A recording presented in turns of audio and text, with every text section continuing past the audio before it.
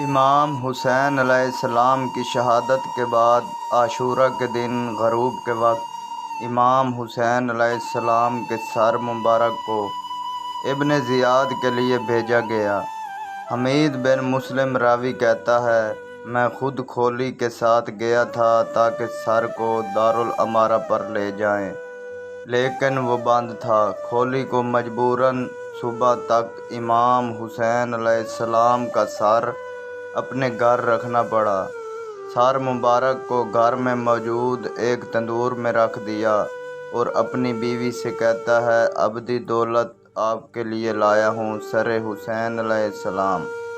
کھولی کی بیوی کہتی ہے، لوگ بیویوں کے لیے ہیرے جواہرات لے کر آتے ہیں اور تم فرزند رسول کا سر لے آئے۔ یہ کہہ کر غصے سے کمرے سے باہر نکل گئی۔